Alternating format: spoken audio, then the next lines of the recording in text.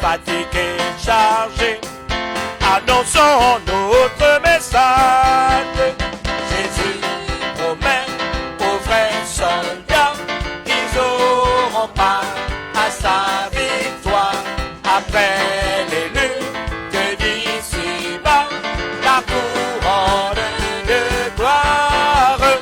Jésus rend le sauveur, il les a rachetés, oh oui, quand il mourut sur le calvaire, il les introduira dans la félicité et dans l'éternelle lumière. Annonçons, annonçons à tous le salut de Christ, prenons la bannière et marchons des pas résolus vers le ciel, vers la lumière. Ensemble, Jésus, Jésus, Jésus promet aux vrais soldats qu'ils auront part à sa victoire. Après les luttes que d'ici-bas, la couronne de gloire. Ils verront le sauveur, il les a rachetés. Oh oui, quand il mourut sur le calvaire, il les introduira dans la félicité et dans le royaume. Jésus promet, Jésus promet aux vrais soldats qu'ils auront part à sa victoire. Après les luttes que d'ici-bas, la couronne de gloire. Ils verront le sauveur, il les a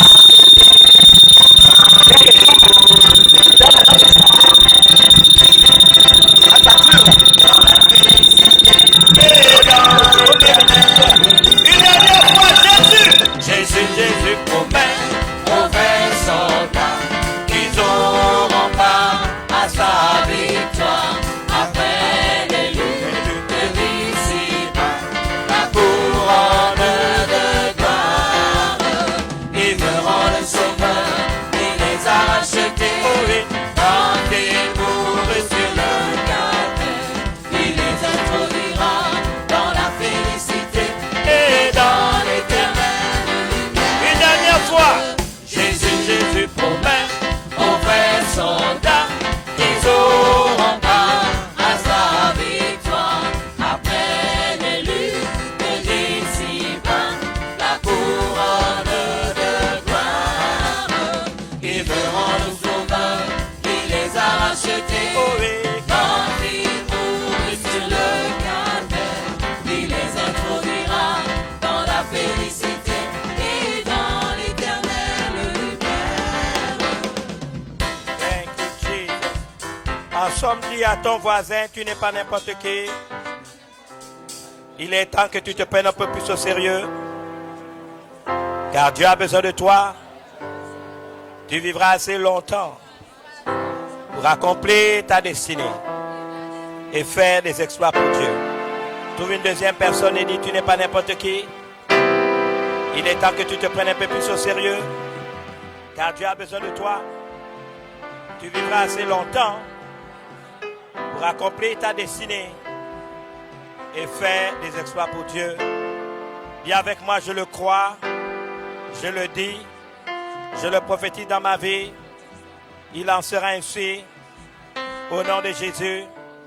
Et tout le monde dit, et tout le monde dit, alléluia, gloire à Jésus. Vous pouvez vous rasseoir. Je vais inviter la révérende scolastique à me rejoindre 2 minutes.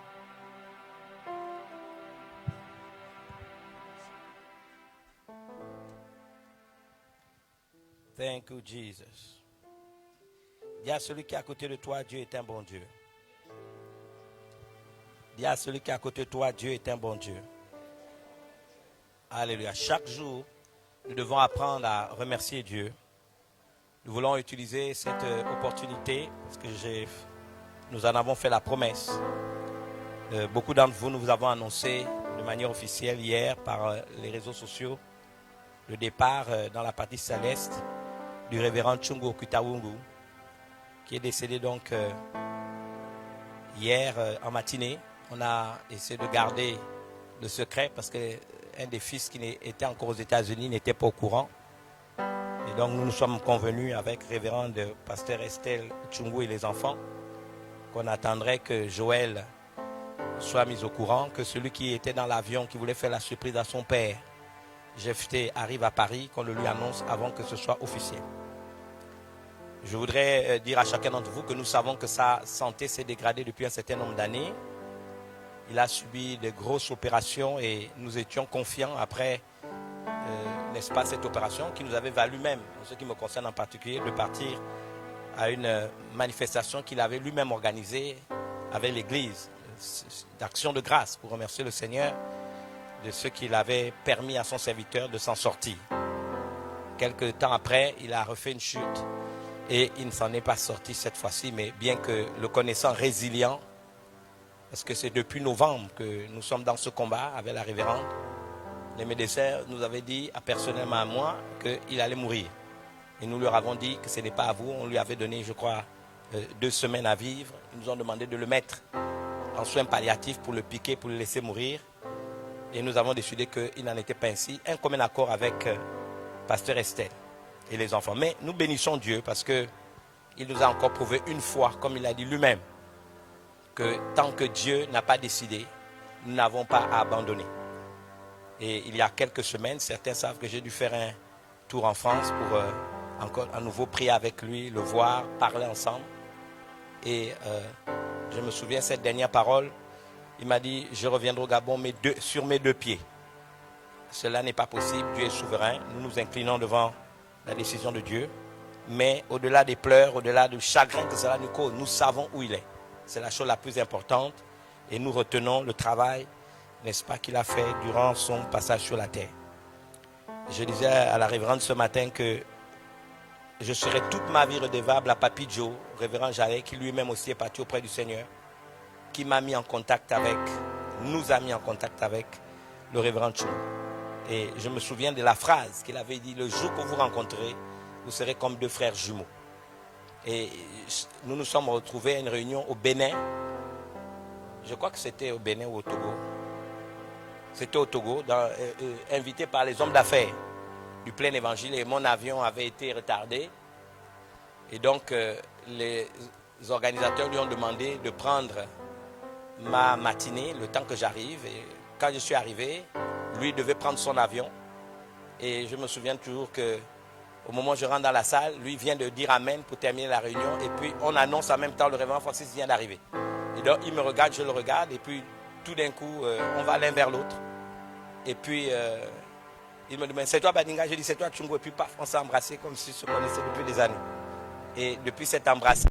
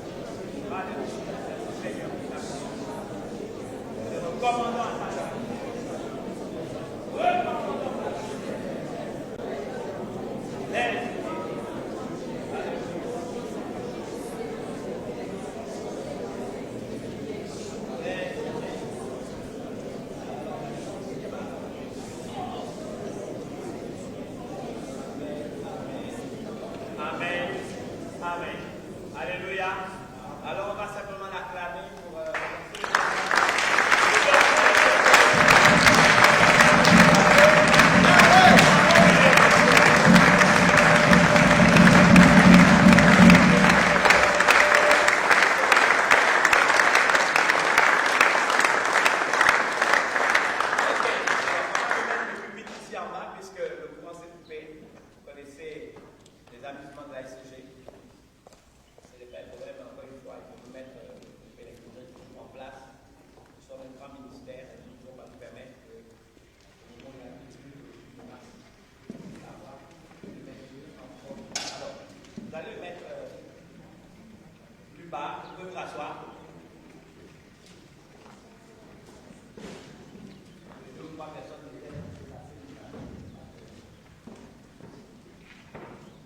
Bien, je vais revenir sur deux ou trois choses. Simplement, en rappelant que nous avons été tous à Rosh Hashanah, la fête de l'année. Nous l'avons célébrée comme chaque année. Nous avons... Merci. Nous avons également, pendant 35 jours, permis à plusieurs d'entre nous d'intervenir pour nous exhorter en faisant une évaluation, un bilan de 35 années d'existence et les projections vers l'avenir. Nous avons ici droit à 30 jours du mois d'Adar. Au-delà des difficultés, des contraintes qui étaient les nôtres, nous avons quand même pu participer à l'édification de tout le monde. En rappelant justement l'urgence pour vous et moi de comprendre qu'il est évident que Jésus est à la porte. Et que soit nous serons dans Apocalypse, c'est-à-dire la réalité ultime qui voudra que si c'est par la mort, comme moyen de transport, qu'on est surpris pour aller rencontrer le Seigneur, donc avoir une vision de la réalité ultime, une vision de qui il est, celui qu'on a servi, auquel vous et moi, beaucoup, avons cru sans l'avoir vu. Soit tout simplement par la parousia, son enlèvement, l'enlèvement de l'Église, son apparition dans l'unité, avec bien sûr les morts que nous n'aurons pas dévancés, mais il faut préciser les morts en Christ. C'est également un événement inattendu. Donc toutes ces choses doivent nous servir, pour nous ont servi, être équipés, et comprendre que maintenant l'année académique commence. Cette année académique qui nous commence à faire le mois d'Adar, dès que nous commençons, doit nous amener à faire des choses, à accomplir au minimum en 4 dimensions. Dans la dimension de ma vie personnelle, les choses pour lesquelles Dieu m'a suscité. Dans le cas de ma famille, la première église, c'est la famille. À l'intérieur de la famille à laquelle j'appartiens, dans la maison de la famille qui est la mienne, il y a des choses qui doivent être accomplir. Dans le cas de l'église, l'engagement de chacun d'entre nous, avoir la vision de ce ministère, se réaliser, ça veut dire les buts et les objectifs, les défis que vous et moi devons relever en tant qu'Église, c'est-à-dire communauté ou famille chrétienne. Et puis en tant que citoyen également, nous avons certainement des choses que vous et moi nous devons faire.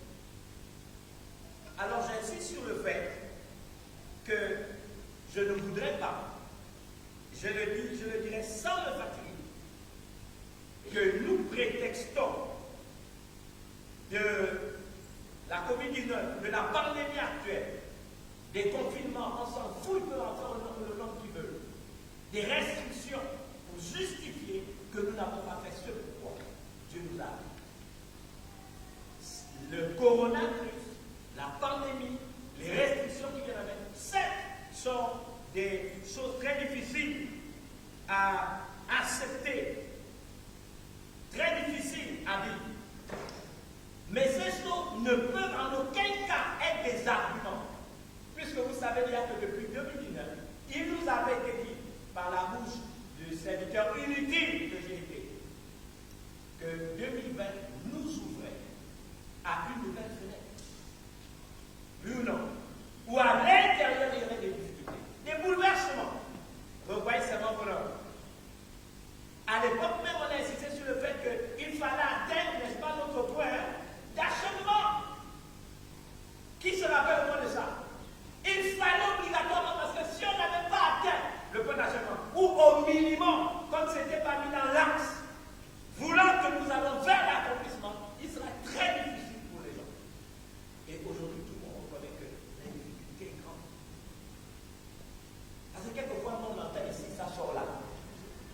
Mais bien aimé, finalement, Dieu nous aime.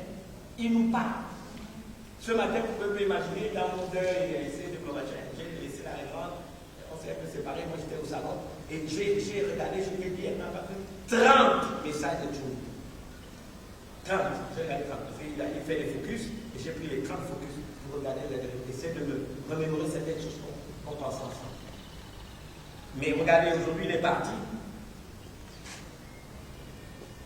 Aujourd'hui, il est parti. Aujourd'hui, il est auprès du Seigneur. Je vais être dans quelques semaines là-bas et je poserai la question à tous les fidèles. Qu'est-ce que vous avez gardé de lui? À ceux qui auront la responsabilité de veiller à ce que, n'est-ce pas, ce ministère continue. Aux enfants biologiques, quelquefois, on a papa, on a maman, on est content. Cette semaine, on a pris l'engagement de rester avec Jonathan et David. Donc je suis allé chercher, j'ai demandé à la réponse de me permettre d'abord d'être avec eux homme à homme avant de les ramener. Et je leur ai parlé. Parce que je leur ai parlé. Et je parle en même temps des enfants qui soient biologiques ou spirituels. Bien évidemment, je ne veux pas avec la vie. Là, ils n'ont plus papa. C'est fini là. Et j'ai profité à raconter deux histoires que j'aime raconter aux enfants. La négligence de Caïn. Parce que Caïn sait que depuis qu'il a vu son père, il sait, et je parle à l'église, il n'y a point de salut sans effusion de sang. Lui n'était cultivateur. Comment faisait-il pour faire les sacrifices? Mes amis faisaient le troc. Il prend les légumes qu'il a portés, il va vers son frère Abel qui est berger, il lui dit, écoute, j'achète un de tes meilleurs bœufs ou de tes meilleurs brebis. Maintenant, à cause d'une discussion familiale, peut-être le Tanakh, ce sont des livres que là-bas, la Haggadah et toute la tradition orale des Juifs, vous ne trouvez qu'une discussion pendant familiale. Dans toutes les familles, il y a une discussion. Et le jour-là, M. Caïn dit, moi, je ne vais pas aller d'abord, je ne viendrai plus prendre les bœufs chez toi. Je ne prendrai plus. Et d'ailleurs, ce qu'il fait, je ne prends plus comme légumes et je le mettrai sur l'autel. Quand il le met, Dieu dit, hey, il a fait son sacrifice. Quelqu'un a décidé de donner les légumes, il n'y a pas de sens, c'est pas un problème. Et qu'est-ce qui s'est passé après? Il commence à marcher comme la figure, la tâche de Dieu, il n'est pas content. Sa haine, sa colère le ronge. Comme beaucoup d'entre nous, vous avez des haines, vous ne voulez pas répare. Vous avez des jalousies, vous ne voulez pas régler. Vous avez des animosités, vous ne voulez pas régler. Mais si tu meurs dans cette condition, tu vas en enfer. Une discussion, on va dire tout à fait humaine, qui peut avoir dans une famille. Et on vient mener Dieu dans l'histoire. Et Dieu n'a rien à voir avec ça. On s'est discuté, bon, on réglera ça après, c'est le sacrifice, s'il te plaît. À la limite, si Abel avait dit non, mais Abel n'était pas dans cette intention. Qu'est-ce qu'il fait? Dieu lui dit, attends, dis-moi, viens Dieu. Pourquoi ton visage est-il si abattu? Et puis, mais certainement, donc c'est une certitude, si tu agis bien, agir, ça rentre dans le domaine des actes qu'on pose. Alors, si tu fais bien, si tu agis bien, si tu te comportes bien, tu relèveras ton visage. Tu ne seras plus abattu. C'est quoi si tu agis bien? Va dire à ton français discuter, c'est pas un problème. J'ai été un peu fâché pendant un temps, on peut régler ça, tout ça. S'il te plaît, pardonne-moi. Si tu vas avoir raison, aie raison. Mais si tu agis mal, si tu te maintiens dans l'obstination, bien aimé, j'ai posé la question à quelqu'un, ce n'est pas en 2021 qu'il faut pécher. Si tu n'as pas eu le temps de pécher dans les années antérieures, maintenant tu ne peux plus pécher. Il fallait pécher avant. Maintenant tu ne peux plus, parce qu'il a la porte. Mais ce qui agit mal, le péché est devant ta porte. Mais ce qui est choquant, et ses désirs. Un péché a des désirs. Donc là, on ne parle plus du péché certain, c'est le péché personnifié. Son nom, c'est Satan lui-même. Péché en grec, ça veut dire, je n'ai pas regardé dans le domaine, ça veut dire couper la séton. Celui qui apprend aux gens à dériver, à sortir de leur objectif, à sortir de la vision que Dieu a mise dans la vie. Il est là, ses désirs. Il a déjà fait une réunion, il a dit, le gars là, je l'aime. Et tu insistes. Un pasteur va te dire, ne fais pas comme ça. Ton père va te dire, ne fais pas comme ça. Un aîné va te dire, ne fais pas comme ça. Un pasteur va te dire, ne fais pas comme ça. Mais tu fais. Ça c'est terminé comment? En tout cela, il n'a pas fait d'histoire à Caïn. À Abel, hein? C'est ce que la Bible dit. À la limite, il est resté comme s'il se s'entendait très bien, mais il méditait diablement. Et qu'est-ce qui s'est passé à la première occasion? Qu'est-ce qu'il a fait?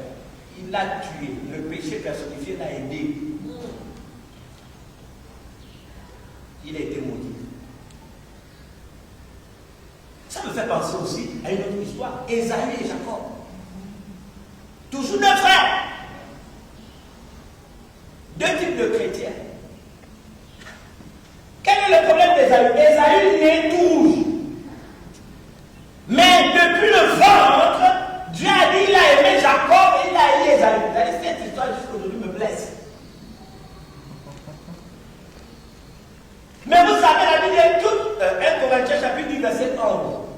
Ces choses ont été écrites, virgule, pour vous servir d'exemple. C'est ça, non? Non, c'est pas ça. Ces choses-là sont arrivées pour vous servir d'exemple, virgule. Elles ont été écrites pour votre instruction à vous qui êtes parvenus à la fin des siècles. Donc, c'est un texte qui a une dimension eschatologique. Puisque c'est pour ceux qui sont arrivés à la fin des siècles. Donc, étudiez un peu de ça. Quel est le problème? Dieu est quelqu'un dans le ventre qui n'a même pas encore écrit les choses.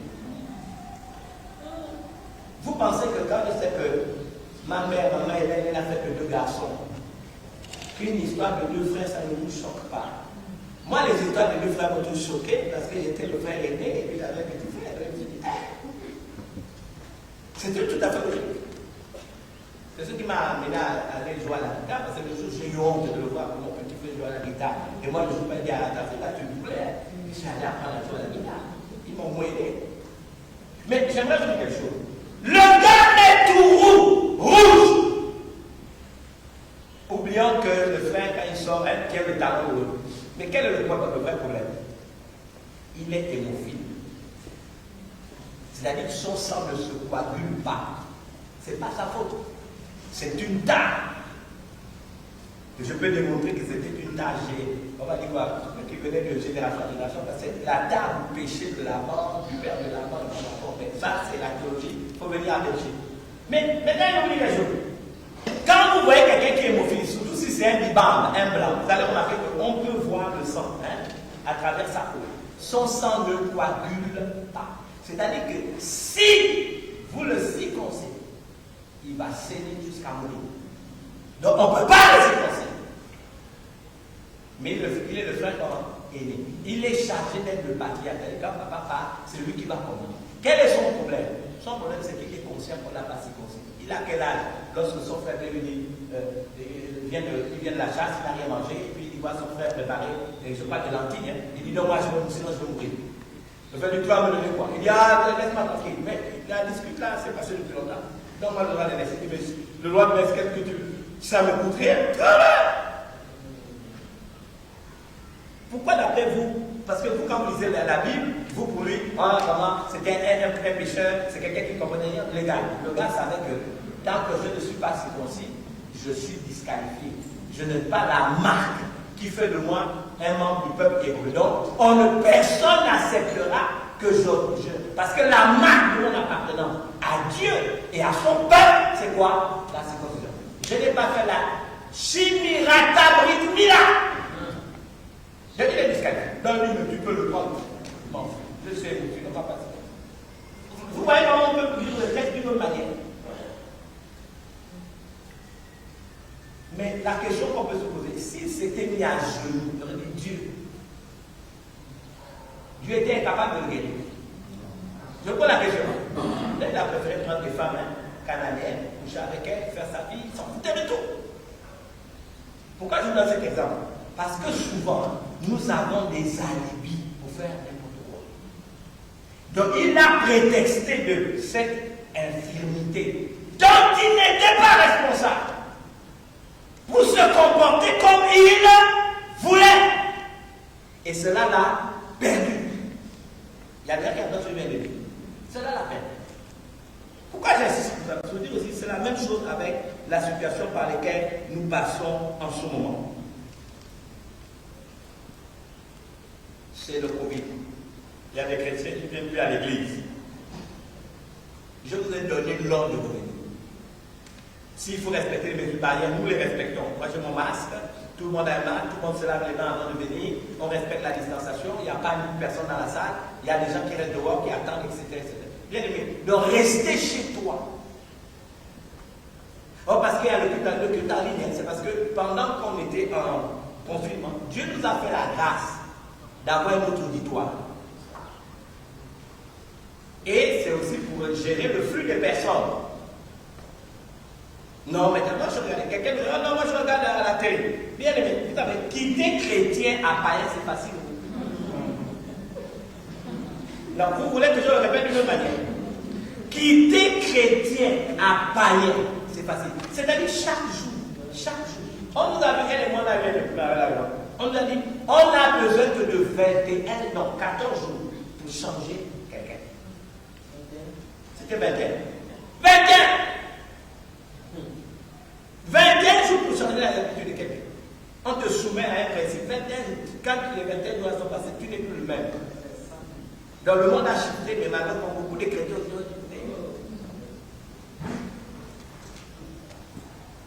l'habitude, ou du moins l'habituation. Est-ce que vous ne regardez pas que toutes ces choses nous fatiguent? Ça devient des points. Combien prie le matin avant de sortir? Et pourtant, je suis à la maison, je veux prier. Bien, mais c'est faux. Tu vas commencer à regarder premier feuilleton, la suite, deuxième, la suite, troisième. Papa, mais faux. Il est maintenant, je prierai le matin. Tu dors. Quand tu te réveilles, on t'appelle. Tu es au courant, non? Tu as regardé tel mot, le temps que tu cries. Combien de chrétiens sont aujourd'hui rétrogrades avec cette histoire où le sont devenus?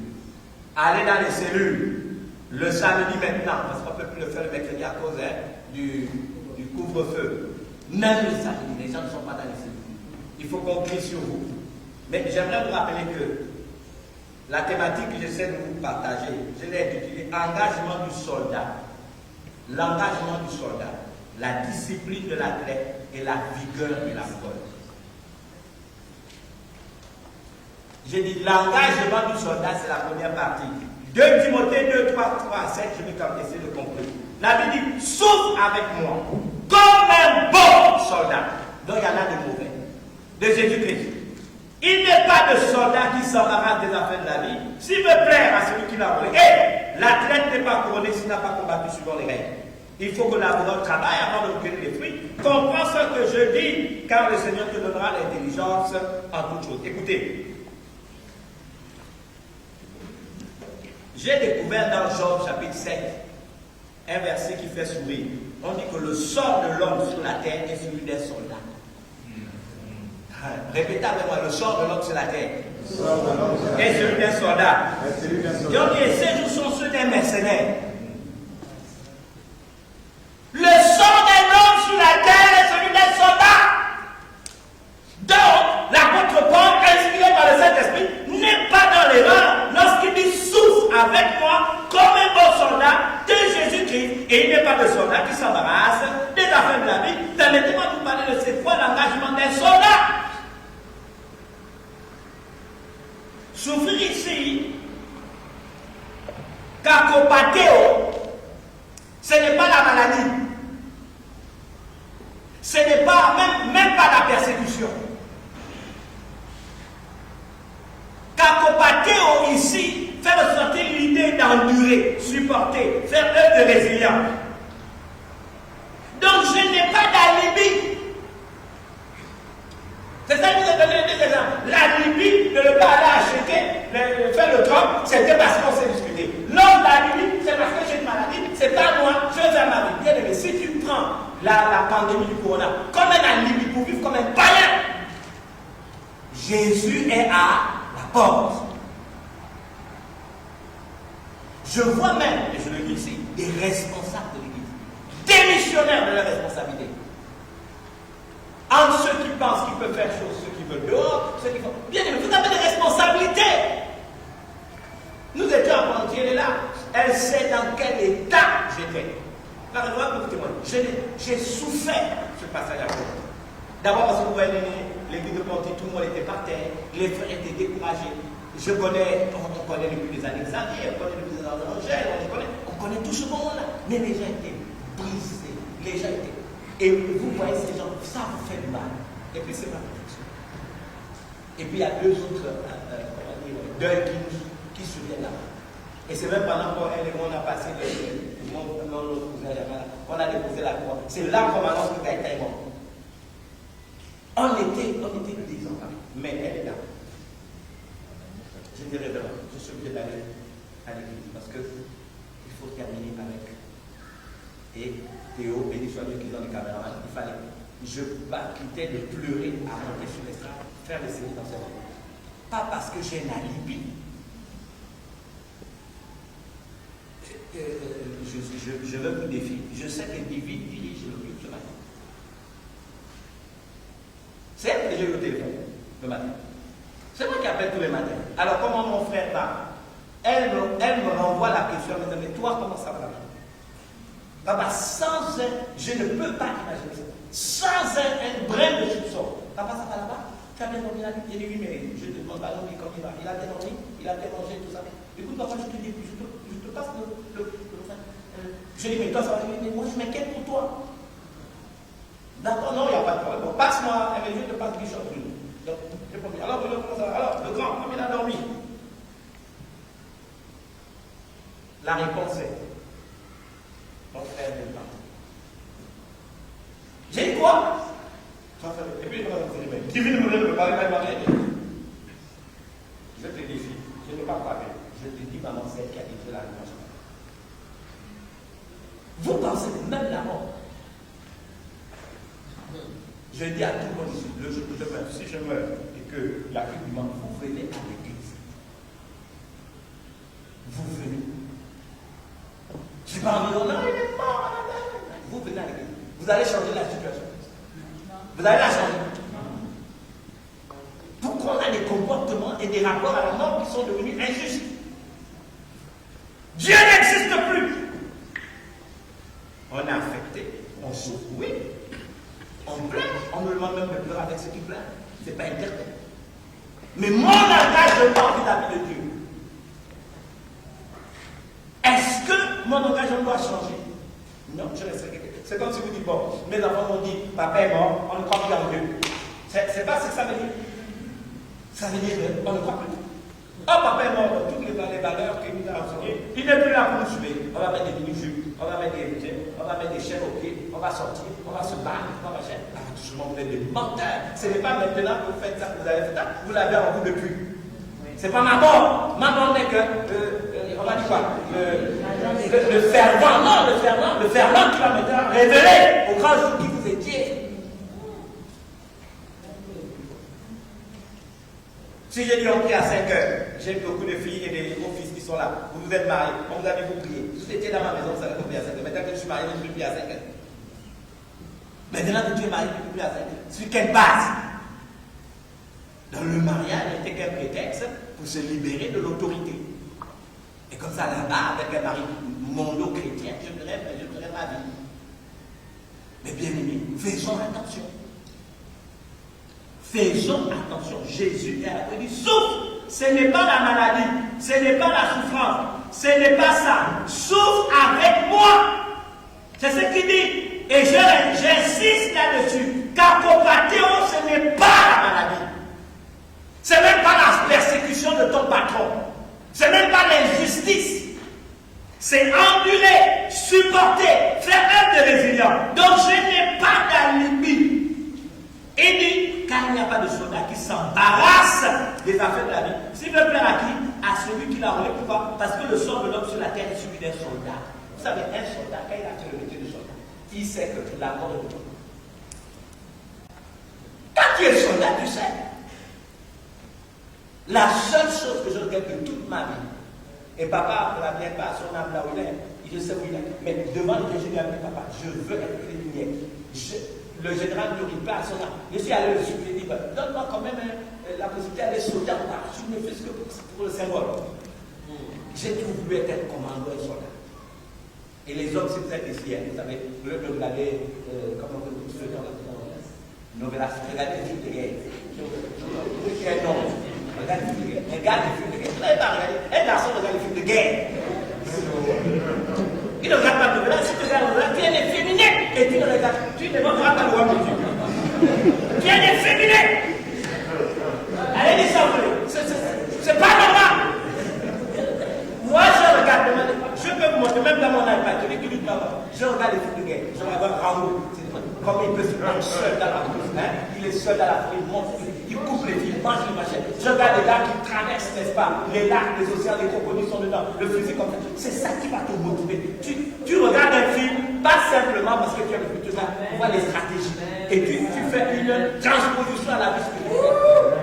Mais vous regardez, tu regardes tu vois pas comment tu es devenu efféminé. Dedans, il y a que la jalousie, le meurtre, les grands-mères qui se mettent ensuite devant les petits-fils, la grand-mère qui est amoureuse du petit-fils. C'est ça, comment. Et puis c'est ça que tu vois. Comment tu vas être fort? Regarde l'amour. C'est ça qui parle de l'amour. C'est la guerre. C'est le combat. C'est pas les petites choses là. Tout ce qui est guerre, on va le jour le plus long. C'est ça, regarde la guerre. Règne sur un TV. C'est ça qu'il faut voir. Comme le vent, il arrive dans un pays où la carte, il descend, près des gens. C'est ça. Un soldat, il est équipé. Un soldat, il est préparé. Il sait. Quand tu es soldat, tu sais. On a un pasteur, un soldat qui est parti à Babylone, Nestor. Appelez sa femme d'ailleurs, celui qui a dit, Nestor, tu as fait d'être soldat. Oh, tu vas pas à Paris, on va faire l'option d'huile. Il a bien fait l'option d'huile. Et qu'il dit là-bas, il y a des bars. Et qu'il dit, tu dois être assez fort pour revenir comment? Vivant. Un vrai commandant ne meurt pas. Il y a des gens qui m'entendent. Si vous avez des doutes,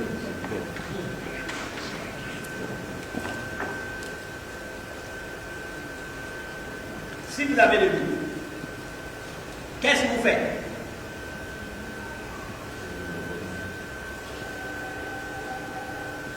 Je vous pose la question, si vous avez les doutes, qu'est-ce que vous faites? C'est là, vous vous préparez. Un soldat se prépare. Quand il y a Apocalypse 12, ils l'ont vaincu à cause du sang de l'agneau, à cause de la parole de leur témoignage. Et la Bible dit quoi ensuite? Ils n'ont pas aimé leur vie jusqu'à craindre la mort. Ça, c'est un soldat. Mais si vous lisez le verset d'avant, ce n'est pas un sujet qui parle de guerre. Il guerre dans le ciel. Ça ne commence pas par là. Un soldat n'aime pas sa vie jusqu'à craindre la mort. Maintenant, de quel mort il s'agit? Mourir d'abord en nous-mêmes.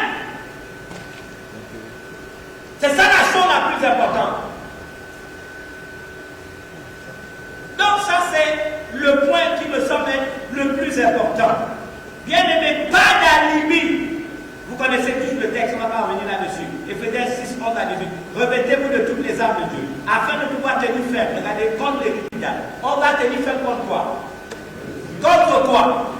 Donc, ce que le terme fait ne marche que contre ceux qui sont ignorants, d'accord, incrédules et aveugles. Parce qu'il fait des ruses. Quand nous n'avons pas lutté contre la chair de sang, nous le savons. Mais contre les dominations, contre les autorités, contre les princes de ce monde des ténèbres, contre les esprits méchants dans les ténèbres. J'ai eu des entretiens avec les autorités en tant que responsable de la commission. Je leur ai dit ceci, j'ai dit, bon écoutez, on va discuter sur le vaccin, il faudrait que ce soit un débat. Mais je leur ai simplement dit, AstraZeneca, pas question. Et j'ai commencé à faire des enquêtes, j'ai appelé un ami israélien qui m'a dit le même vaccin. Il m'a dit, bon, chinois, russe, donc plus ou moins bien. Et puis on m'a dit le meilleur, c'est Johnson Johnson. Le Johnson Johnson n'est pas encore arrivé. Maintenant, je vous ai déjà dit sur cette question. Déjà pour ceux qui, parce qu'on m'a fait part d'incidents, de personnes qui tentent de rentrer à l'église et ne veulent pas respecter les mesures barrières. C'est-à-dire une première chose. On nous fait des tests, on met une petite de cochon coton à la narine, peut-être pharmacien pour le corriger, ou bien on le met au fond de la gorge ou non. Parce que le coronavirus avait d'abord tendance à s'agripper dans les narines ou dans le fond de la gorge. Oui ou non? Aujourd'hui, vous savez ce qu'il fait? Il s'agrippe pour le tirant direct. Que ce soit les sataniques qui ont inventé cela. Moi, j'ai même les autorités, quand je leur parle, c'est le même terme. Je leur dis les sataniques compris. Il n'en demeure pas moins que le microbe, on peut le voir dans un microscope. Même s'ils l'ont créé et qu'il les a inspirés, Satan lui-même. Pour autant, quand Satan travaille, il utilise des moyens, des éléments. C'est même pas naturel. Des éléments, on va dire, physique, matériel. Parce que c'est dit naturel, c'est comme si c'était normal. Maintenant, tu sais ce qu'il fait. Il ne s'accroche plus, d'où le terme variable. Il rentre directement. Vous avez deux possibilités. Soit il rentre, il va dans vos intestins et il meurt directement à cause des acides que nous, et vous pouvez dire gloire à Dieu. Mais si par malheur il s'accroche, écoute-moi bien, il s'accroche maintenant. Il est X heures dans les 15 minutes qui vont suivre. Il est capable de bouffer tes poumons au-delà de 50%. En 15 minutes. Premier symptôme, je suis fatigué. Non, je peux dormir juste 10 minutes, après vous me réveillez. Donc, quand vous dites de répéter, ce n'est pas une histoire que le diable, pas le diable. Moi, je sais que tout ça, c'est le diable. Mais au 14e siècle, on a découvert pour la première fois un microbe dans un microscope. Donc, c'est comme ça que les orthodoxes ont décidé, quand il y a des pandémies, ils ont inventé, j'ai retrouvé leur prière. On va vous l'envoyer peut-être dans les réseaux. Et ils ont fait la première fois que quelqu'un a fait une prière qu'on a appelée, n'est-ce pas, liturgie ou intercession contre la pandémie. C'était au XVIIe siècle. Mais ils étaient conscients au-delà de ça. Nous on prie pour que Dieu nous fasse grâce, mais en même temps, on ne tente pas Dieu en prenant nos précautions. C'est important pour vous demander une question de comprendre. Donc ça veut dire quoi? Si je suis soldat, je prends mes précautions. Il faut prendre nos précautions. Si nous ne prenons pas nos précautions, nous allons être des soldats faibles. Donc on n'a pas besoin, permettez-moi de le dire, je vais descendre pour conclure, d'argumenter, de parler pendant longtemps. N'allons pas chercher les informations partout où elles n'existent pas. N'allons pas chercher les informations partout et où elles n'existent pas. Je suis pour la prière. Je suis pour la déclaration. Est-ce qu'on a déjà dit ici que c'était la décennie de la déclaration? Est-ce qu'on l'a dit? Qui sait que c'est P? C'est la décennie 5781. 80 là, c'est P. P, c'est la bouche. Et on sait que Pédium, Purkana et Pédout. On a dit Pédium, la délivrance. Purkana, la libération. Dieu dit, nous n'avons pas le droit de nous mettre encore sous le joug de la servitude. On a dit Pédout, le rachat. C'est important. Nous avons déjà été rachetés. Le diable ne peut pas jouer avec nous. Je vous pose la question. Combien d'entre vous vous levez le matin et vous commencez à faire des déclarations? Nous avons fait une expérience qui m'a beaucoup irrité hier. Je suis sorti parce que j'avais rendez-vous. Après-midi, j'étais avec le pasteur Franck. Puis j'étais un peu affaibli. J'ai demandé qu'il me conduise. On a laissé le chien Rambo, non? On a laissé le chien Rambo. On me dit, oh, il est malade et tout. J'ai appelé le vétérinaire. Le vétérinaire arrive, Moutou m'appelle, il dit, le chien a disparu. Ils l'ont cherché toute la nuit. Toute la journée, ils l'ont disparu. J'ai pris le chauffard ce matin. Elle est là. J'ai commencé à maudire. J'ai dit, tous ceux qui veulent bouffer mon chien, manger mon chien, piquer mon chien. J'ai dit, même si tu es un serpent normal, physiquement créé, je te maudis. Et j'ai dit, là où est mon chien, il revient. J'ai soufflé le coffre. Ils viennent m'envoyer un message. Le chien arrive, ils ont vu le chien. Il est vivant. Oh non, il est mort et tout. Il dit, bon, il est malade. Il a soit mangé quelque chose de mauvais, soit un serpent l'a piqué. C'est possible. Soit quelqu'un l'a empoisonné. Puisqu'on a aussi des voisins qui sont très gentils. Mais j'ai maudit. Et j'ai dit à Dieu, avant 18h, je veux voir le chien vivant. Ceux qui étaient à la maison m'ont entendu prier comme ça. La déclaration a une puissance. Dieu donnez vous le venu que je dis, tu ne dois pas venir parce que le chien doit être retrouvé vivant. Il doit revenir ici. Parce que j'ai consacré, même le chien est consacré à Dieu. Si vous ne déclarez pas, vous allez avoir des problèmes. C'est la décennie de la déclaration. Tous ces morts-là, ça nous fait peur. Oui ou non? Vous pensez que nous, on ne pense pas? On pense. Je dis, Seigneur, qu'est-ce que tu veux m'enseigner? Mais après, tu dois proclamer, prophétiser, décréter. Moi, j'ai dit à Dieu, j'ai dit, mais Seigneur, tu as estimé que tous ces gens qui partent, ça dit que tu as trouvé que c'était nous qui devions les garder. Garder leurs femmes, garder leurs enfants. Je lui ai posé la question ce matin. Donc tu as pensé que j'étais le mieux placé pour garder toutes ces femmes et tous ces enfants. Je lui ai demandé ce matin.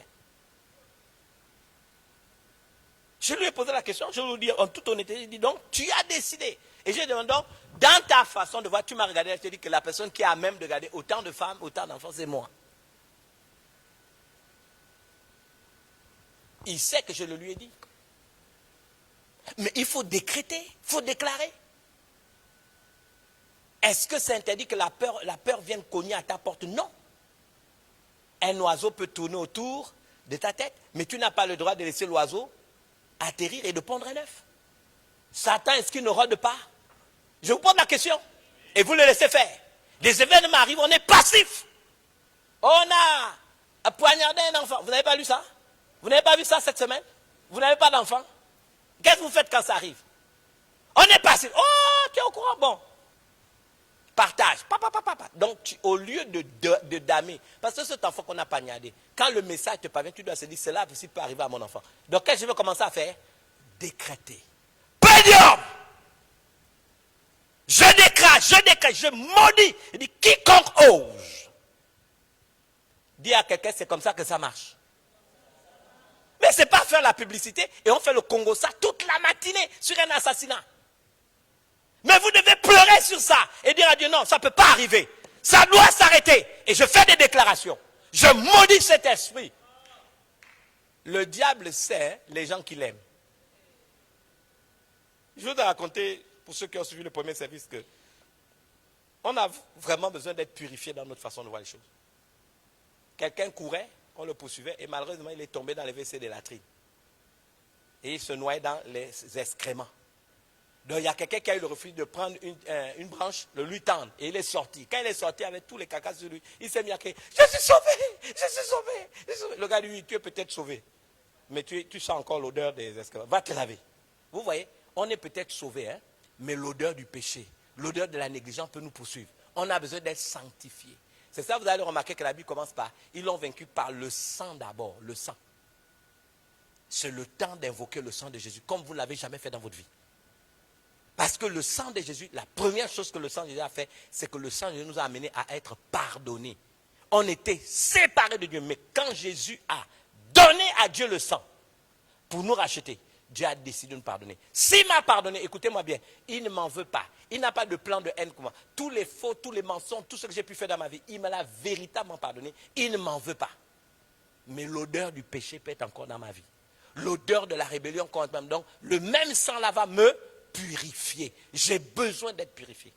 Et même si je suis purifié, ensuite, j'aurai besoin d'être sanctifié. C'est-à-dire, pas seulement purifié pour que demain quelqu'un vienne me salir, mais il me prend, il va me mettre à part. Parce que j'ai fait le voyage entre le royaume des ténèbres et le royaume de lumière.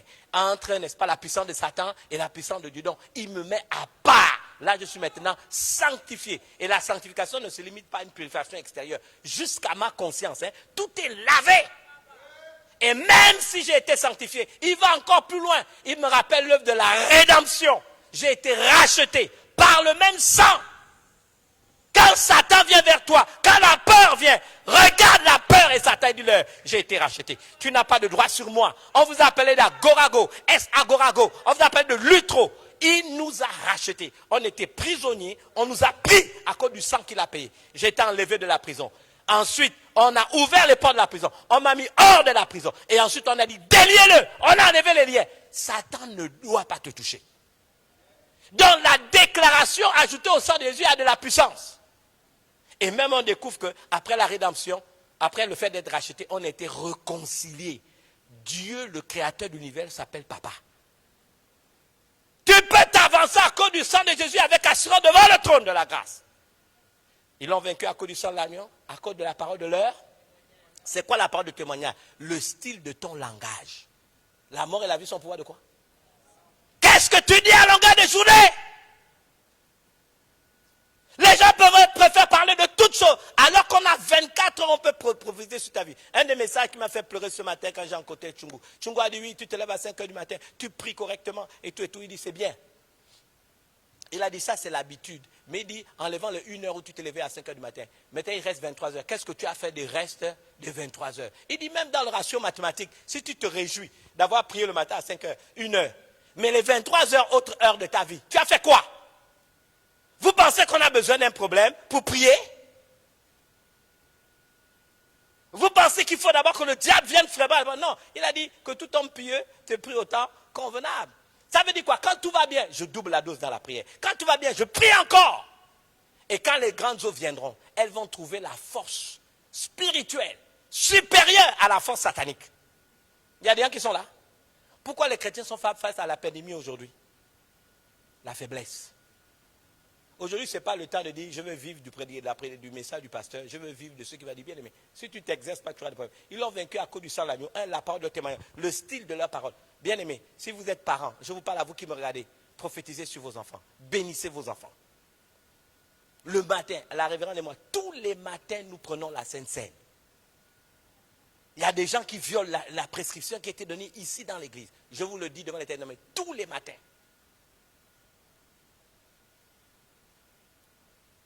On a eu des gens à la maison, les symptômes, vous voyez bien les symptômes que tel là, il a été atteint. On va chercher les gens, faites les tests négatifs. Mais la personne souffre. Et puis il suffit de prendre la Sainte Seine, allez, prenez la Sainte Seine. Si c'est négatif, les symptômes doivent s'arrêter. Les symptômes s'arrêtent. Il ne faut pas jouer. Le Seigneur m'a dit, autant tu vois c'est difficile, autant je vais amener l'église dans le surnaturel. Bien aimé, je ne vous demande pas, tant que, c'est ce que j'ai dit aux autorités, je leur ai dit, n'imposez pas le vaccin. Laissez les gens se vacciner. Comme m'a dit Monique Jair m'a dit, tu vois, le problème c'est pas se vacciner, pas se vacciner. Le problème c'est que tu sois en paix avec toi-même. Ce qui n'est pas le fruit d'une conviction, c'est tout. Mais même si tu étais contraint, pour surtout nous qui aimons voyager là, Mahu a failli se faire vacciner, on lui a dit là-bas où elle est, tu te vaccines. Je lui dis là que mon père qui m'a mis au monde, a dit non. Parce qu'il faut des sortes d'autorisation. Je lui ai dit pour l'instant, attends. Mais il peut arriver que vous soyez dos au mur. Je vous ai dit, même l'aiguille qu'on va vous mettre, ça n'aura aucun effet. Il y a quelqu'un qui m'entend? Aucun effet. Tu es capable. Si vraiment c'est pour mettre des trucs dans ton corps. Mais depuis longtemps, j'ai montré à la révérende un truc que j'ai découvert que quelqu'un m'a envoyé. Je crois que c'est René. Mais où on vous dit que les premiers tests qu'on a fait, il y avait les nanoparticules à l'intérieur. Parce que le but, c'était d'atteindre la partie osseuse et poreuse de la narine qui est liée au cerveau. Donc certains ont déjà reçu les nanoparticules comme ça. C'est un médecin israélien qui a découvert ça. Et il te montre, il zoome le coton, hein, et tu vois bien la fibre métallique. Donc on met ça, c'est là coincé. Donc quand tu te remets là, je te regarde, oh, il est où là? Il est là. Et tu sais, ça m'a tellement fait, j'allais discuter avec quelqu'un, je dis, mais les gars là sont tellement bêtes. Hein. Moi, je sais que si Jésus vient maintenant, on sera enlevé. Ils pourront nous poursuivre jusque là-bas. Parce que même si c'est vrai, le but c'est quoi? Oh, pour me suivre, d'accord. Mais ça ne marchera que pour ceux qui ne seront pas enlevés. Hein. Donc si c'est vraiment nanoparticules pour m'identifier, il n'y a pas de problème. Je n'ai rien à cacher, je suis prédicateur de l'évangile. Mais bien aimé, quand l'église va être enlevée, ils vont nous poursuivre jusque là-bas. Ils ne pourront pas. Donc c'est peut-être malheureux pour ceux qui resteront. Il y a des gens qui m'entendent. Il faut prier. Ils l'ont vaincu à cause du sang de l'agneau, de la parole de leur témoignage. C'est ce que j'ai dit tout à l'heure. Qu'est-ce que tu témoignes? Tu viens devant un païen, une discussion s'anime. Quand tu parles, tu es plus païen que le païen. Tu as plus peur que le païen. Moi, quelqu'un, je vous dis, je ne suis très pas. Non, une autre m'a dit, oui, mais toi, tu penses quoi du vaccin? J'ai dit, moi, ne vaccinez pas les gens obligatoirement. Maintenant, j'ai dit, je crois, en ce qui me concerne, que les vaccins qui ont été faits là n'ont pas été faits dans les normes. Mais j'ai dit, c'est vous, on doit prier pour vous, parce que c'est vous que nous devons soutenir. Parce que si vous avez, je leur ai dit, aux États-Unis, hein, c'est plus de 287 millions d'habitants. S'ils ont même 300 personnes qui meurent, hein, de ce qu'on appelle effet nocif du vaccin, le ratio est 0,00000. Je dis, mais nous, au Gabon, 2 millions d'habitants, si on a seulement 100, vous aurez des problèmes. Est-ce que tu vois comment je dis, donc moi, je ne suis pas contre pour dire, je veux me battre avec vous. Je dis, j'ai pitié de vous, donc je dois prier pour que Dieu vous aide. Et que si vous faites ça, demandons à Dieu de vous soutenir, qu'il n'y ait pas d'effet. Parce que si nous avons des cas, le ratio de 200 morts au Gabon avec 2 millions d'habitants. Et là-bas avec 287, ce n'est pas la même chose. Est-ce que vous comprenez ça? Donc déjà, c'est bien que les vaccins que je n'aime pas, ils ont refusé ça. Pas pour les mêmes raisons. Hein? Pas pour les mêmes raisons. Non, pas pour les mêmes raisons. La raison principale, c'est parce qu'on n'a pas les congélateurs de moins 80 degrés qui peuvent les garder. C'est tout. Ouais, parce que pour Pfizer là, et l'autre, hein, il faut moins 80. Béni soit Dieu qui fait chaud ici. Donc les seuls vaccins qu'on peut garder, c'est ceux qui peuvent être jusqu'à une température de 16. C'est déjà bien. Hein? Mais 80, on n'a pas les moyens. Et donc Dieu nous a déjà même préservé de 2 vaccins qui nous font peur. Mais si ça devait arriver, dites à Dieu, Alléluia! Tchou, tchou, c'est l'eau. Ça ne pourra marcher que si tu as une vie spirituelle. Si tu dis, oh, je copie comme le révérend a fait, tu vas chier des bulles. À la fin là, tu viendras m'appeler que j'ai la diarrhée. J'ai les effets nocifs. Donc il faudrait être fort. C'est ça qu'on doit élever le niveau. Dites avec moi, ils l'ont vaincu. À cause du sang de l'agneau. Et à cause de la parole de leur témoignage. Alléluia. Il y avait le sang. Mais il y avait aussi la parole de leur témoignage. Dis à ton voisin, c'est la décennie de la déclaration. L'athlète, on n'était pas encore à l'athlète, on était un soldat engagé. Un soldat, c'est un commando. Les frères, regardez les films de guerre. Quand vous regardez ça, je vous dis la vie, ça va vous donner la force. Vous allez seulement transposer par rapport à votre vie spirituelle. Les caïmans, tout ce que vous voyez dans l'eau là et tout ça, c'est ça les démons. Les difficultés, c'est l'eau par laquelle vous passez. Tout ça, les montagnes que vous grimpez là. Et ça vous inspire des bonnes choses. Dites Alléluia. Est-ce qu'on peut se lever? Je voudrais qu'on fasse quelques déclarations maintenant. Dites avec moi, Seigneur Jésus, ce matin, je décrète et je déclare en ton nom que ma vie est cachée en toi. Je fais appel à ton sang, le sang de la nouvelle alliance. Un sang qui a établi une nouvelle alliance basée sur des meilleures promesses. C'est la raison pour laquelle je me lève en ton nom Jésus pour anéantir les signes des prophètes de mensonges. Ce matin, je tourne leur science en dérision. Je proclame insensés, les devins, les féticheurs, les vampireux, Seigneur les sataniques. Je décrète et je déclare mettre fin à leur hégémonie. Tout ce qui est fait en secret pour étouffer ma vie, tout ce qui est fait en secret pour m'oppresser, explose au nom de Jésus en plein vol. Tu déclares dans ta parole que je suis béni de l'Éternel.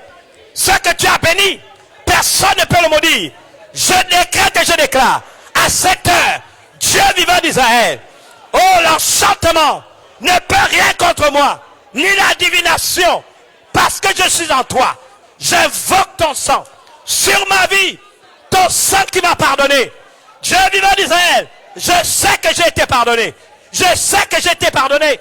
C'est pourquoi tu as pour moi des plans de paix et non de malheur, afin de me donner un avenir à espérer. Ton sang précieux m'a purifié. Tu as dit si je confesse mes péchés, tu es fidèle et juste de me les pardonner. Mais tu me purifies de toute iniquité. Ce matin, je confesse mes peurs, je confesse mes doutes, je confesse la confusion, la négligence, oui, la paresse. Seigneur, je veux être discipliné. Je veux être un soldat qui ne s'embarrasse pas des affaires de la vie. Spirituellement, je veux être un commandant en Christ. C'est la raison pour laquelle je me lève en esprit. J'en appelle à la puissance de ton sang. Non seulement qui m'a purifié, mais qui m'a sanctifié. Je suis mis à part. Je dis je suis mis à part. Je suis mis à part. Dieu vivant d'Israël, tu m'as choisi du milieu de ce peuple. Seigneur, tu m'as choisi. Tu m'as mis à part ce que tu as choisi. Seigneur, tu m'as prédestiné à être ton enfant. Tu m'as prédestiné.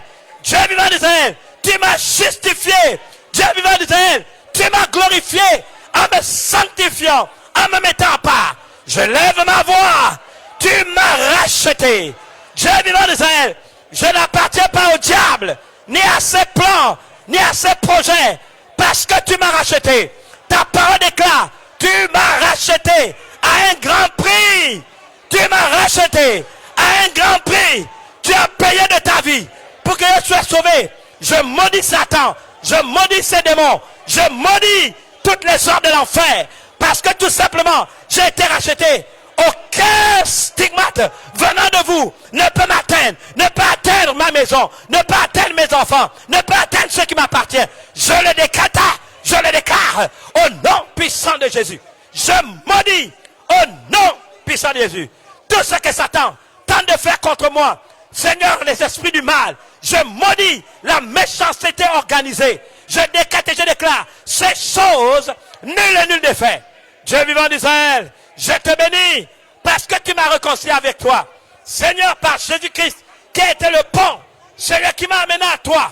Oh, par le sang de Jésus, je peux m'avancer avec assurance devant le trône de la grâce pour être secouru dans tous mes besoins au moment opportun. Je renouvelle mon engagement à t'aimer, à te suivre, à te servir, à te donner le meilleur de moi-même. Il en sera ainsi au nom puissant de Jésus. Reçois l'honneur, la gloire et la louange qui t'est due. Alléluia. Dites avec moi, je te confie ma famille. Seigneur, je les consacre ce matin. Tous ceux de ma maison paternelle, je les asperge de ton sang précieux. Je les entoure du haut de protection. Je fais barrage contre cette pandémie dans ma maison paternelle. Seigneur, mes parents, ceux qui me sont chers, ceux de ma maison, Seigneur, ceux qui me sont chers, dans la communauté chrétienne, Seigneur, dans le pays, dans la nation, épargne le Gabon. Seigneur, épargne le Gabon de quelque tragédie que ce soit.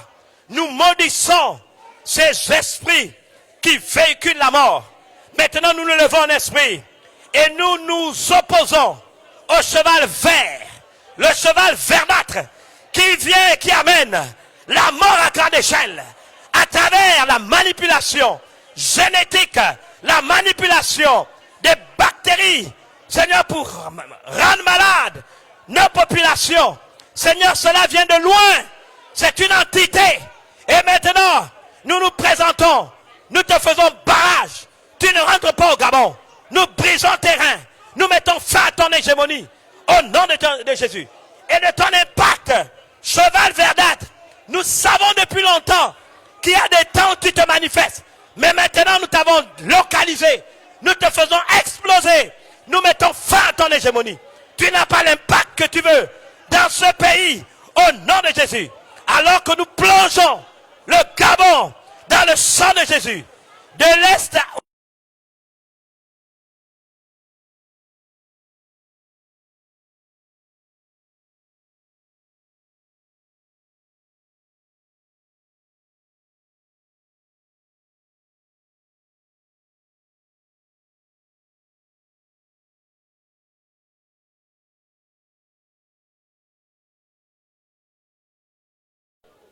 pour que l'Église ait de l'impact. Nous ne voulons pas émettre des sons et faire du bruit, mais nous voulons réellement cibler les choses. Seigneur, révèle-nous d'un esprit nouveau. Nous croyons à la pluie de l'arrière-saison qui amène l'Église à vivre dans une dimension surnaturelle qui va étonner plus d'un. Alors nous acceptons de sortir de Babylone, de ses concepts, sa façon de voir les choses. Nous sortons de Babylone pour ne pas participer à ces péchés et ne pas avoir part à ces fléaux. Souviens-toi que quand tu frappais l'Égypte, symbole du monde, à Goshen, ton peuple était préservé. Nous réactivons cette alliance que tu as avec ton peuple de génération en génération. Il en sera ainsi que tous ceux qui te craignent, Seigneur, tu les préserves. Tous ceux qui invoquent ton nom, tu les préserves. Nous croyons de tout notre cœur que notre prière a été exaucée. En ton nom, Jésus, nous avons prié. Et tout le monde dit, est-ce que vous pouvez acclamer le Seigneur?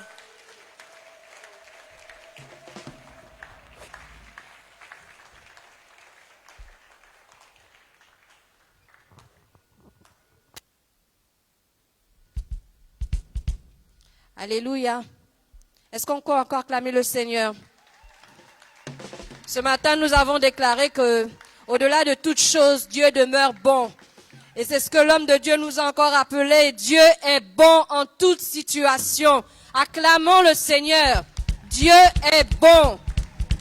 Il demeure fidèle. La Bible nous recommande de prendre soin de notre corps. Le Seigneur veut même que notre corps prospère comme prospère l'état de notre âme. C'est Dieu qui a la vie. Nous avons la responsabilité de prendre soin de ce corps. Voilà pourquoi ce matin, combien même nous croyons que le sang de Jésus nous purifie et nous met à part, nous invitons le docteur Julie afin de nous sensibiliser encore parce que la pandémie est réelle. Nous pouvons voir des connaissances, des frères, des parents qui s'en vont.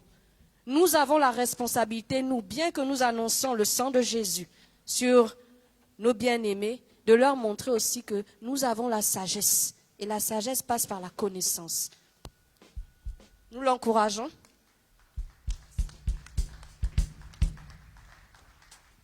Alléluia. Bonjour peuple de Dieu. Je viens une fois de plus encore appeler à notre responsabilité devant cette pandémie qu'est le coronavirus. Je vous assure que les cas augmentent chaque jour. Et je suis sidérée par le nombre de personnes atteintes chaque jour. Je veux vous dire que vendredi, c'était infernal. J'ai dû partir du centre du stade de l'Amitié, du centre de traitement ambulatoire aux environs de 19h, sous la grande pluie, parce qu'il y avait tellement de monde à recevoir. Ils étaient nombreux.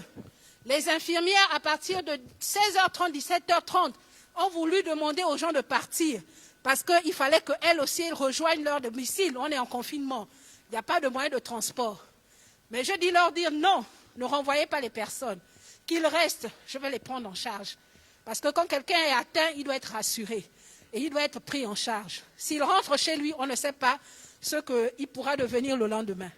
Donc je suis restée seule avec une infirmière qui arrivait à Malibé, qui habitait à Malibé. Et j'ai dû, sous la grande pluie, sous la protection du Très-Haut, aller la déposer à 19h ensuite à Malibé et regagner mon domicile. Mais je vous assure que moi-même j'avais peur. Mais avec la force de l'Éternel, j'ai pu recevoir tout le monde. Je vous interpelle aujourd'hui parce que beaucoup dans l'Église ont encore des cœurs endurcis. Pensent encore que la maladie, et ça je le crois, je le vois, je le constate dans l'Église, pensent que c'est une illusion, que c'est un leurre, malgré les interpellations de notre Père, malgré la réalité que nous vivons chaque jour. Beaucoup d'entre nous, nous faisons semblant de respecter les mesures barrières. Nous faisons semblant, parce que lorsqu'on a une attitude dans l'Église, lorsqu'on est dans l'Église, c'est que lorsqu'on est hors de l'Église, on fait autre chose. Et je vous interpelle, parce que c'est réel. Beaucoup de nos frères nous ont précédés. Non pas parce qu'ils ont voulu. Le pasteur Nina croyait en Dieu. Elle était affermie. Elle ne l'a pas désiré. Elle ne l'a pas désiré. Alors on peut être à la place de quelqu'un d'autre. Cette jeune dame médecin qui a perdu sa vie avec des jumeaux dans son ventre ne l'a pas désiré. Elle n'a pas cherché la maladie. Elle n'a pas voulu être atteinte. Mais aujourd'hui, elle se retrouve dans le delà. Elle n'est plus avec nous. Si nous vous interpellons, c'est pour la conscience collective. Et c'est pour éviter que cette maladie ne se répande. C'est chacun d'entre nous qui peut faire reculer cette pandémie. Chacun prend conscience et cette pandémie pourra reculer. Nous avons la force de l'Éternel qui nous accompagne, je le crois. Je crois qu'avec Christ, avec nous, la gloire, nous ne tomberons pas, nous sommes des soldats. Mais nous avons la responsabilité de prendre conscience et de respecter les mesures barrières. Beaucoup entrent encore dans le temple, les bavettes au niveau du menton. Les bavettes au niveau du menton, ne fais pas comme le voisin. Parce que le voisin a mis sa bavette au niveau du menton, tu dis moi aussi je suis fort. Mais tu ne sais pas si ce dernier est encore 3 fois plus. Quelle est sa relation avec l'Éternel? Quel est son degré d'immunité? On a eu des couples discordants. Monsieur et madame sont dans la même chambre. Mais la femme peut être atteinte ou le mari peut être atteint. Et l'autre, non. Donc chacun d'entre nous, nous avons une immunité. Nous avons chacun d'entre nous une humilité. Ne faisons pas comme l'autre. Nous ne connaissons pas le degré de faiblesse que nous avons dans notre corps. Donc ne faisons pas comme les autres. S'il vous plaît, je vous en conjure. Nous avons beaucoup de frères atteints. Nous gardons les noms parce que c'est le secret médical. Mais nous avons des frères qui sont atteints. Donc évitons de nous exposer. Évitons de nous exposer. Respectons les mesures barrières ici, mais faisons-le aussi quand nous sommes chez nous. Et comme le disait le révérend, le nouveau variant, le variant actuellement n'a pas les mêmes signes. Vous pourrez avoir rien que des céphalées. Et c'est l'un des signes majeurs qu'on nous décrit. Soit c'est la fatigue, parce qu'il s'est senti fatigué pendant longtemps. Soit il a eu des céphalées, c'est-à-dire des maux de tête, couramment appelés maux de tête pendant longtemps. J'ai très mal à la tête, j'ai pensé que c'est un palu. Et à dire que ce n'est pas un paludisme, c'est le corona. Vous allez faire le premier test, il est négatif. Vous allez faire le deuxième, il est négatif. Mais on vous fait un scanner, vous avez 30 à 40% d'atteinte au niveau du poumon. Donc ce variant atteint beaucoup le poumon. Il traverse la barrière oronasale et va se loger facilement au niveau de notre poumon et peut nous emporter en un rien de temps. Prenons conscience, nous ne voulons pas perdre encore d'autres personnes. Donc je vous interpelle aujourd'hui à respecter les mesures barrières. Et je voudrais rendre gloire à Dieu ce matin pour un patient que j'ai reçu il y a 1 semaine, 2 semaines environ. Ce dernier, c'est un monsieur de la cinquantaine, près de 60 ans, je crois qu'il avait 59 ans. Ça faisait 3 semaines qu'il était atteint du corona. Il avait été reçu dans une structure de la place. Et durant 3 semaines, son état ne s'améliorait pas. Il est allé faire le scanner et le médecin qui l'a reçu, à la 3e semaine, lui a dit, ah là, je ne peux rien, il faut aller au CTA pour voir qu'est-ce qu'on peut faire pour toi.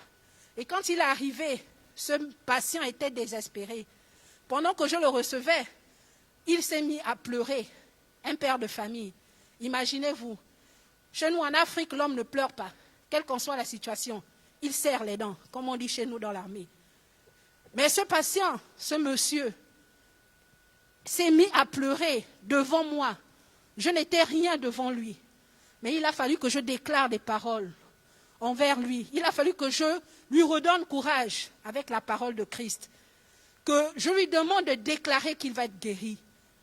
Et aujourd'hui, il y a 2 jours, il a fait son contrôle. Il m'a envoyé le message parce que je lui ai donné mon numéro et on était en collaboration. Après lui avoir donné un nouveau traitement, il me dit, docteur, je suis guéri. Je dis, oui, tu as été guéri par ta foi, parce que tu as déclaré que tu devais être guéri et que tu n'as pas faibli au jour de ta détresse. Donc, s'il vous plaît, je vous en conjure, autour de vous, vous avez des parents, des amis qui sont atteints. Envoyez des paroles, envoyez des messages, ça va booster et ça permettra que ces derniers soient guéris au nom de Jésus. Parce que celui qui est avec nous est plus fort que celui qui est dans le monde. Amen. Donc ce matin, c'est ce que je voulais vous dire. Respectons les mesures barrières. J'interpelle la technique. C'est récurrent.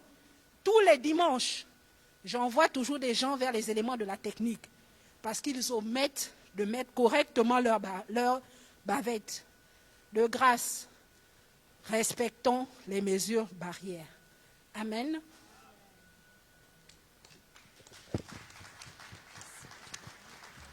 Alléluia. Acclamez-la encore. Nous avons la grâce d'avoir tout dans notre église. Et je voudrais vraiment ce matin, parce qu'elle vous le dit, moi-même ce vendredi, je suis partie faire un test. Vous savez, ce n'est pas de la phobie, hein, mais je pense que c'est ce que Dieu dit, c'est faire preuve de sagesse. Quand quelque chose dure un peu trop, la première attitude qu'on doit avoir aujourd'hui, d'abord parce qu'on pense à nos familles, on pense à tout ce qu'on aime. On peut être un agent aujourd'hui qui peut rendre malade quelqu'un d'autre ou qui peut même, sans le vouloir, tuer l'autre. Donc, ce n'est pas manquer de foi que d'appeler le frère Roger pour pouvoir demander, voilà, je me sens comme ça. Elle a l'attitude, la latitude et les compétences pour pouvoir vous donner le conseil qu'il faut. Il y en a ici qui n'ont pas de médecin à leur côté. Et on connaît malheureusement des fois comment on peut réagir face à des personnes qui veulent simplement l'information. Donc, ne négligez pas ce don que vous avez dans la maison. Ne négligez pas ce don que nous avons dans la maison. Amen. Nous allons passer aux offrandes. Alors que nous avons célébré, que nous avons crié Dieu est bon, il demeure fidèle. Témoignons encore la fidélité de Dieu en donnant ce que nous avons. Il n'a pas demandé de donner tout ce que tu as. Il a demandé de donner ce que ton cœur a résolu de donner. La vie que tu as n'a pas de prix. Tous les jours tu te lèves. Aujourd'hui tu es en bonne santé. Certains sont allongés. C'est Dieu qui peut. Donc ce matin nous allons nous lever. Donner avec la joie. Nous allons célébrer avec les chantres qui vont simplement vous faire passer un message. Les promesses de Dieu sont liées à l'alliance et vous avez une alliance avec Dieu. Vous avez une alliance éternelle avec Dieu. Même si ce n'est pas ce chant, peut-être que je me suis trompée de chant, mais le message reste le même. Dieu reste fidèle. Alléluia. Nous allons donner dans la joie. Les chantres. Est-ce qu'on peut se lever, peuple de Dieu? Nous allons encore déclarer que quels que soient les vents, quelles que soient les tempêtes, Jésus a triomphé. Amen. Quels que soient les vents, quelles que soient les tempêtes, Jésus a triomphé à la croix. Oui, quels que soient les vents, quelles que soient les tempêtes, Jésus a triomphé à la croix. Oui, quels que soient les vents, quels que soient les vents, quelles que soient les tempêtes, Jésus a triomphé à la croix. Oui, quels que soient les vents, quels que soient les vents, quelles que soient les tempêtes, oh, Jésus a triomphé à la croix. Quels que soient les vents, quels que soient les vents, quelles que soient les tempêtes, Jésus a triomphé à la croix. Quels que soient les vents, quels que soient les vents, quelles que soient les tempêtes, Jésus a triomphé à la croix. À la croix. Oui, je marcherai, oh, avec Jésus. Oui, je marcherai, avec Jésus. Avec Jésus.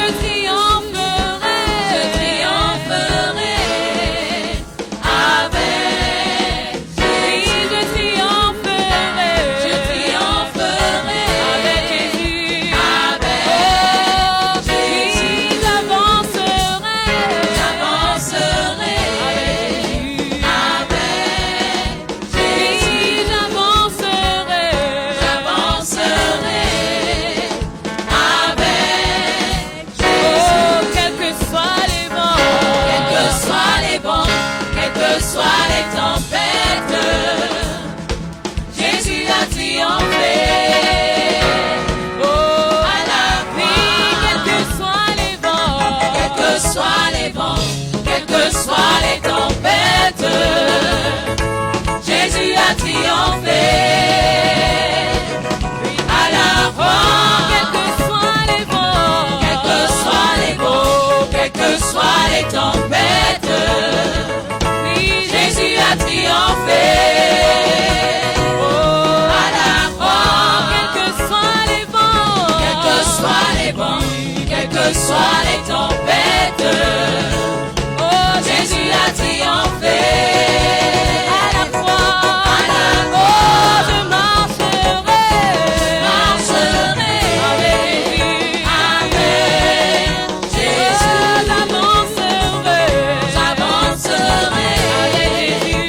Avec Jésus. Je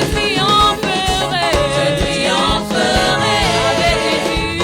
Avec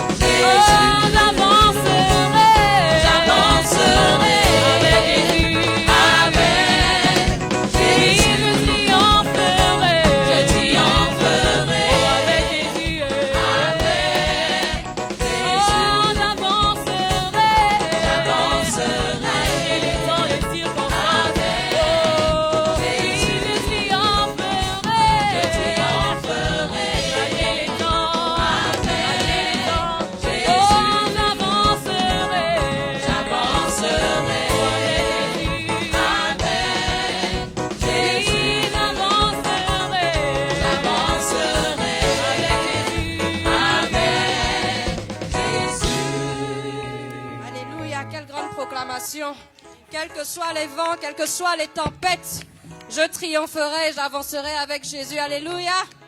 Alors que nous arrivons au terme de ce culte, il n'y a qu'une seule annonce principale, c'est que tous les membres du presbytère sont priés de rester à la fin du culte pour une information les concernant. Je vais appeler la révérende scolastique pour nous bénir encore une fois, bénir les offrandes et dîmes qui ont été faites et nous recommander à la grâce de Dieu. On encourage la révérende, s'il vous plaît. Merci. Et bon dimanche à tous d'avance.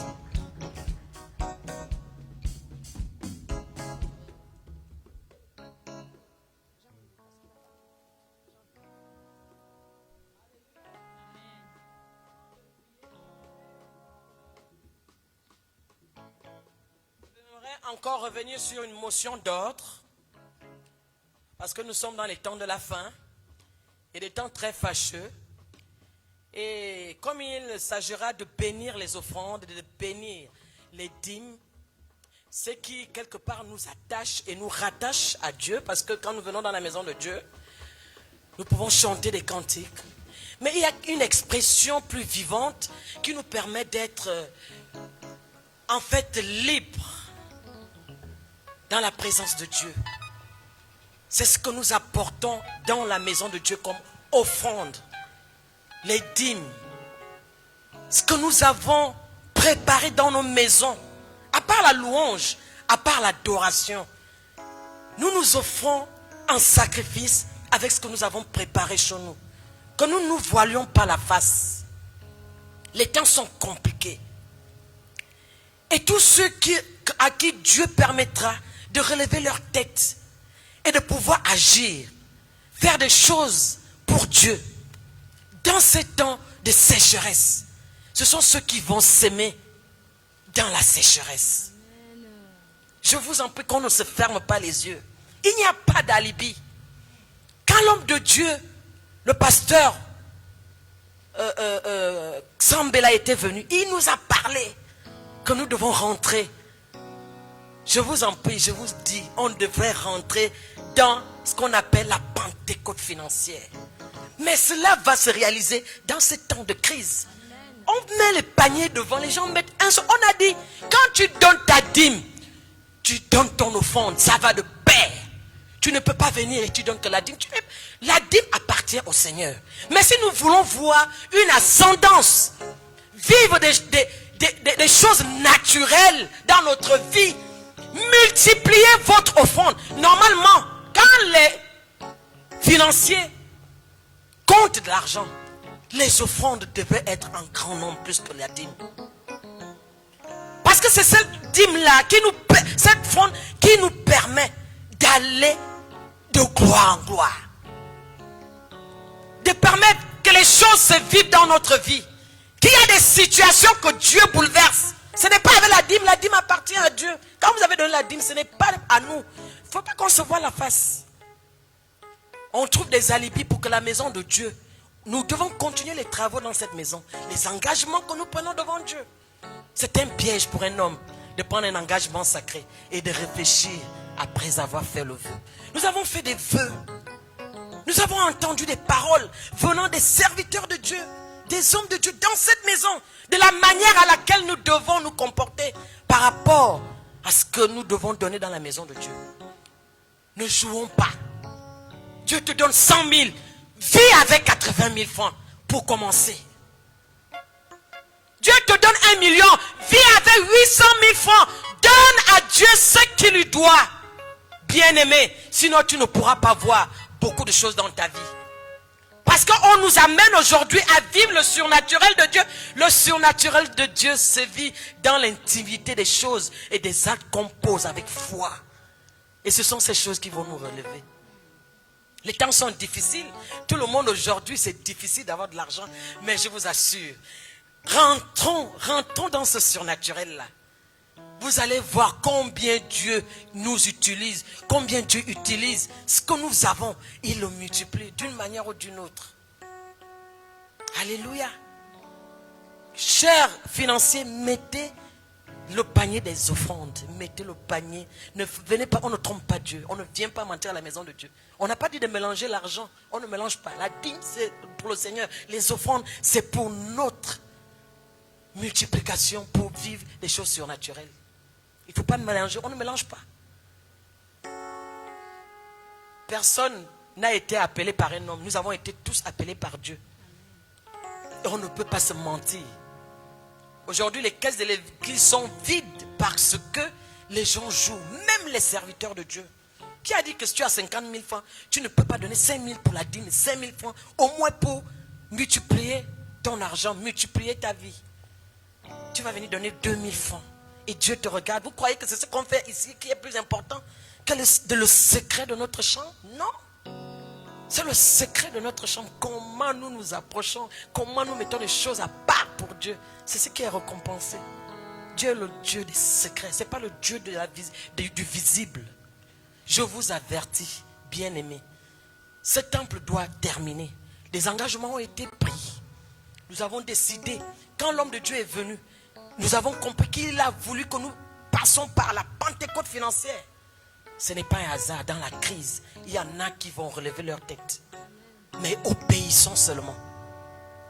Tu as 500 000, il enlève 50 000 francs, tu le mets, 50 000 francs pour la dîme. C'est des histoires. Il ne faut pas qu'on se mente. Alléluia. Ce n'est pas facile. Nous tous, nous tendons à vouloir être honnêtes dans la présence de Dieu. Ce n'est pas nos beaux habits, ce n'est pas nos parfums. C'est le secret, comment nous vivons quand on ne nous voit pas. Quand quelqu'un n'est pas là, comment je me comporte dans ma chambre, quand je reçois l'argent, quand les premiers revenus viennent sur mes mains, qu'est-ce que je fais? Dieu regarde. Et c'est ce qu'il récompense. Ce n'est pas nos beaux habits, ce n'est pas quand on se voit révérend. Tout ça là, c'est du pipeau. Alléluia. Alléluia. Bénissez vos offrandes. Parce que c'est dans ces temps de crise, de la même manière que nous nous révélons comme des serviteurs de Dieu, des leaders. Dieu va faire aussi la différence, même la manière dont nous allons donner. Parce que les temps sont fâchés. Les gens préservent de l'argent dans leur maison. Les gens ne veulent plus donner. Les gens ont peur de l'avenir. Mais il ne faudrait pas que ce soit ainsi pour les enfants de Dieu. Nous devons montrer la différence. Seigneur, je te prie, ce matin, tu nous as parlé, Seigneur, d'une manière. Et nous qui sommes tes serviteurs, de fois nous ne comprenons pas. De fois nous ne savons même pas ce que tu nous as dit. Parce que tu parles d'une manière, tantôt d'une autre. Mais Seigneur, de fois nous sommes désobéissants. Ce matin tu nous as dit des choses venant de toi. L'engagement comme des soldats. Il nous arrive de fléchir. Il nous arrive de penser que nous ne sommes pas des soldats. Oh, quelles sont ces pensées, Seigneur, qui viennent intercepter, Seigneur, la parole qui nous fait du bien dans nos cœurs. Rappelle-nous chaque jour, rappelle-nous à chaque instant que nous sommes des soldats, des soldats, pas des mauviettes, des hommes, des femmes que tu as mises à part. Seigneur, des hommes et des femmes que tu as proclamés, Seigneur, qui sont les tiens. Seigneur, réveille en nous l'esprit de soldats, des combattants, Seigneur, qui sont prêts à voir la victoire devant eux et d'agir avec les armes que tu leur as données. Seigneur, tu nous as donné des armes qui nous permettent de nous maintenir en tant que soldats. Seigneur notre Dieu, nous te bénissons parce que tu n'es pas un homme pour mentir, ni le fils de l'homme pour te repentir. Ce que tu as dit, tes promesses sont évidentes, elles se réalisent. Seigneur, chacun de nous a besoin, Seigneur, de vivre le surnaturel. Fais-nous cette grâce. Maintiens-nous dans tes voies. Alors que tu peux ressentir ce que nous ressentons. Alors que tu peux voir ce que nous vivons. Mais nous voulons te dire du plus profond de notre cœur que c'est toi que nous avons choisi, que c'est toi que nous voulons servir. Et nous nous battrons jusqu'à le dernier secours, jusqu'au dernier, Seigneur, soupir de notre vie. Tout simplement à te servir, à faire ce que toi tu nous demandes. Nous te bénissons pour ce premier culte. Maintenant que nous allons terminer ce moment, et que tu as béni ces offrandes, que tous ceux qui ont été dans cette salle au son de ma voix, Seigneur, dans le secret de leur cœur, que lorsqu'ils entendent, Seigneur, ce qui est dit, à cause de l'esprit de vérité, l'esprit de vie qui sommeille en eux, que tu leur permettes, alors qu'ils gagnent, Seigneur, les revenus, Seigneur, que tu leur as permis, parce qu'ils sont en vie, c'est un privilège d'être en vie, et de pouvoir recevoir, Seigneur, l'argent, recevoir les biens. Que lorsque nous sommes dans le secret de nos chambres, et que nous entendons ta voix, Seigneur, que nous puissions mettre à part ce qui t'appartient. Et que nous puissions mettre à part ce, Seigneur, qui nous permet de vivre ton surnaturel.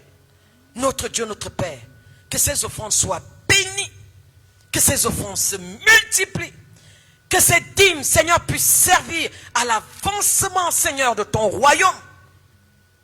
Nous te disons merci pour ce que tu as fait ce matin. Tu nous as réellement parlé. Et tu nous as tous, quelque part, pointé du doigt. Merci du soldat que nous sommes et que nous resterons jusqu'à la mort. Nous te serons fidèles. Jusqu'à la mort, tu seras notre roi. Jusqu'à la mort, sous ton drapeau, Jésus, tu nous appelles. Jusqu'à la mort, nous serons couronnés. C'est notre prière. Au nom de Jésus. Allez dans la présence et en paix. Et vivez les choses pour lesquelles Dieu vous destine. Amen.